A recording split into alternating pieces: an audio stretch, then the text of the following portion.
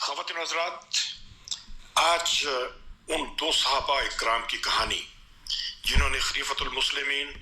سیدنا عمر فاروق رضی اللہ عنہ کے زمانے میں شہادت پائی اور ملک کے عراق میں دریائے فرات کے کنارے دفن ہوئے، ان صحابہ کے نام ہیں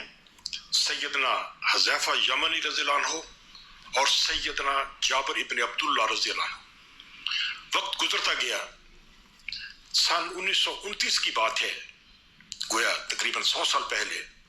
کہ عراق کے اس وقت کے حکمران شاہ فیصل نے ایک رات عجیب و غریب خواب دیکھا کہ دونوں صحابی تشریف لائے ہیں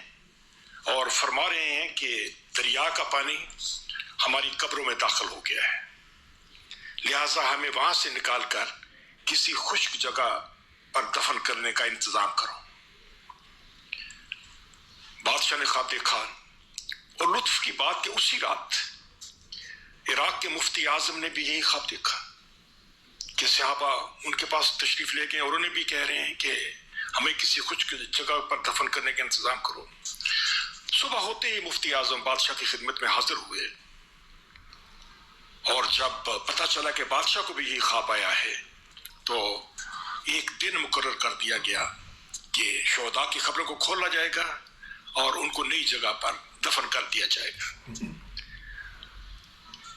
جمعہ کا دن مقرر ہوا اور اس دن ایک خلقت ان شہیدوں کی زیارت کے لیے امٹ آئی اور یہ دیکھ کر سبھی حیران رہ گئے کہ میتیں اس قدر تر و تازہ تھیں کہ گویا ابھی دفن کی گئی ہوں، ان کے لبوں پر مسکراہٹ تھی اور ان کی آنکھوں سے اس قدر چمکدار شعاعیں برآمد ہو رہی تھی کہ دیکھنے والوں کی آنکھیں چودی آ گئی۔ ہزاروں لوگوں نے یہ معجزہ اپنی آنکھوں سے دیکھا اور پھر اللہ کے ان برگزیدہ بندوں کو دوسری جگہ پر دفن کر دیا گیا۔ اس ہجوم میں دوستوں مسلمانوں کے علاوہ بہت سارے غیر مسلم بھی موجود تھے، بہت سارے سفارتکار بھی تھے، ڈاکٹرز تھے، انجینئرز تھے، کیونکہ یہ ایک بڑا عجیب واقعہ تھا اور وہ لوگ اس کو اپنی آنکھوں سے دیکھنا چاہتے تھے۔ وہاں پر موجود ایک جرمن جو کہ علم الابدان کا ماہر تھا، وہ صفیں چیرتا ہوا آگے بڑھا، مفتی اعظم تک پہنچا اور ان کا ہاتھ پکڑ کر کہنے لگا، اس کے بعد مجھے کسی اور معجزے کی ضرورت نہیں، میں گواہی دیتا ہوں کہ اسلام دین حق ہے، میں اسلام قبول کرنا چاہتا ہوں،